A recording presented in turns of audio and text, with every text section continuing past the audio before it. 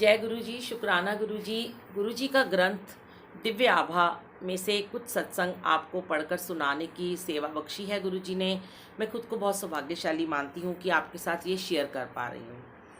ओम नमो शिवाय, शिव जी सदा सहाय। ओम नमो शिवाय, गुरु जी सदा सहाय। अगला अध्याय, श्वेत वस्त्रों में कल्याणकारी। संगत जी कहते हैं, मेरी मौसी जो कभी गुरु जी से नहीं मिली थी, एक दिन अचेतन अवस्था में चली गईं और उन्हें चिकित्सालय में प्रविष्ट कराना पड़ा। चूंकि उनका रक्तचाप अति उच्च था, चिकित्सक को संदेह था कि उनके मस्तिष्क में रक्तस्राव हुआ है।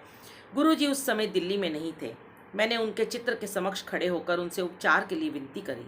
उस समय उनका सीटी स्कैन हो रहा था। प्रार्थना करते ही उस कक्ष में गुरु जी की सुगंध भर गई और उसका परिणाम सामने आया। मैं रात को अपनी मौसी को सोता हुआ छोड़कर घर वापस आई। प्रातःकाल उनके पास पहुंचने पर सुखद विस्मय हुआ। वह सचेतन अवस्था में अपने बिस्तर पर बैठी हुई थी। उन्होंने बताया कि रात को श्वेत वस्त्रों में कोई आया था और उसने उन्हें उठने को कहा। मुझे एकदम पता लग गया कि गुरुजी आए होंगे। आज भी वह बिल्कुल स्वस्थ हैं और हमें कभी ये पता नहीं लग पाया कि वह उस अवस्था में क्यों पहुंची। सब परिणाम सामान्य निकले थे। गुरुजी 3 मास के पश्चात जलंधर से लौटे तो जैसे ही उनके चरण स्पर्श करने के लिए झुकी तो उन्होंने कहा, मौसी नू भी ठीक करा लिता। मैं चकित थी। वह यहाँ पर नहीं थे और किसी को मौसी की बीमारी के बारे में पता भी नहीं था, पर वह तो सर्वज्ञाता हैं। ये मुझे पता होना चाहिए था। आश्चर्य की बात है कि गुरुजी आपके बारे में संसार के किसी भी कोने में, आप कहीं भी हों, सब जानते हैं। समय और स्थान उनके लिए कोई अर्थ नहीं रखते हैं। काल और अंतर उनके लिए अर्थहीन है। कुछ वर्ष पूर्व ज्वर, पीठ दर्द और सांस की कठिनाई के कारण मुझे चिकित्सालय में प्रविष्ट होना पड़ा। कई प्रकार की औषधियों से लाभ न होने पर शुक्रवार के दिन विशेषज्ञ ने सीटी स्कैन करने को निश्चय किया। विकिरण विशेषज्ञ ने स्कैन देखकर कहा कि वह असामान्य था और भीतर जो भी पदार्थ है उसका विस्तार फेफड़ों तक हो गया है। उसका और विश्लेषण करने की आवश्यकता है। उस दिन मैं वहां पर अकेली थी और गुरुजी को याद करने के अतिरिक्त कुछ नहीं कर सकती थी। मैंने पूरे दिन उनसे प्रार्थना करी। उस दिन संध्या को मैं गुरुजी के पास गई। अचानक उन्होंने मेरी ओर देखकर मेरे बारे में पूछा। मैंने उनको अपनी अवस्था के बारे में बताया कि मैं चिकित्सालय में हूँ, मुझे सांस लेने में कठिनाई है और सोमवार की रात को रोग की अत्यधिक पीड़ा के कारण चिकित्सकों को बुलाना पड़ा। मैंने उनको स्कैन के निष्कर्ष से भी अवगत कराया और मुझे ठीक करने की विनती करी। मुस्कुराकर वह बोले कि उन्होंने मुझे पुनः स्वस्थ कर दिया है। मैं अपने आंसू नहीं रोक पाई। उन्होंने मुझे ठीक करने में एक पल नहीं लगाया और मेरे सब रोग समाप्त कर दिए। यद्यपि पिछले 4-5 दिन से मुझे नींद नहीं आ रही थी, उस रात मैं बिना किसी औषधि के आराम से सो गई। रात को जब चिकित्सकों ने मुझे बिना किसी उपकरण के सोते देखा तो वह आश्चर्यचकित होकर वापस चले गए। उन्हें कैसे पता होगा कि सबसे परम शक्ति अपना कार्य कर रही थी। अगले दिन प्रातः मैं वहां से अवकाश प्राप्त कर घर आ गई और 3 वर्ष पहले के उस दिन के बाद कभी किसी रोग से पीड़ित नहीं हुई। कुछ समय पूर्व मेरे पति जो स्वयं चिकित्सक हैं, कोई 1 सप्ताह तक प्रातःकालीन वेदना से पीड़ित रहे। उनके हृदय विश्लेषण में बदलाव थे। हमने उन्हें चिकित्सालय में भर्ती करना चाहा, पर वह ये कहकर घर वापस आ गए कि गुरुजी के परामर्श के बिना वह कोई कदम नहीं उठाएंगे।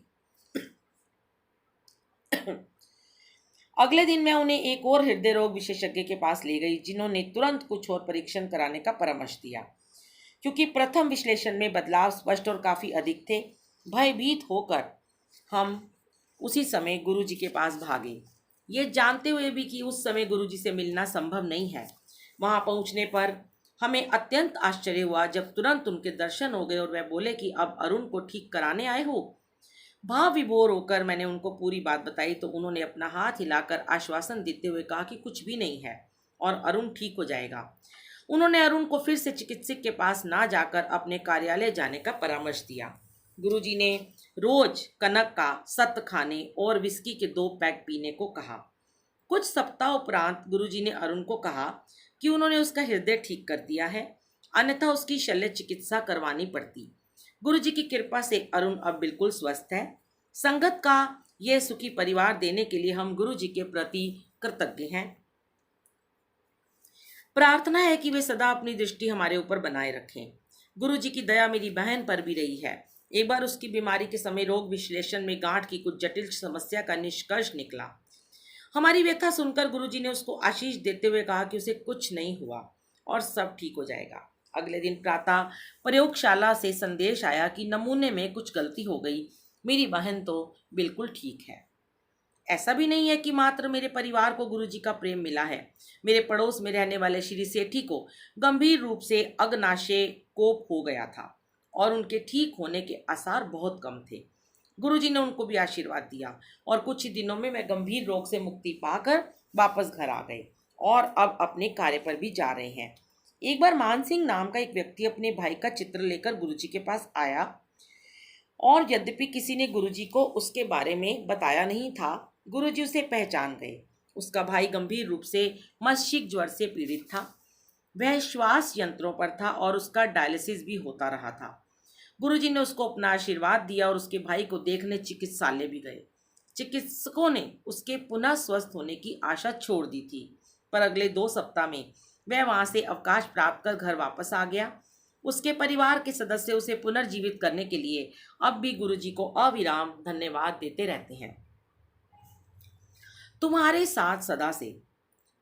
आगे कहती हैं संगत जी, मेरे जुड़वां बच्चे सदा इस बात पर झगड़ते रहते थे कि कौन बड़ा है। एक दिन गुरुजी ने बड़े की ओर उंगली दिखाई और बोले कि ये 6 मिनट के अंतर से बड़ा है। मैं ये सुनकर आश्चर्यचकित थी कि क्योंकि जन्म के समय कुछ जटिलता के कारण चिकित्सक छोटे वाले का समय नहीं देख पाए थे। मैं सोच रही थी कि उनको इसका ज्ञान कैसे था।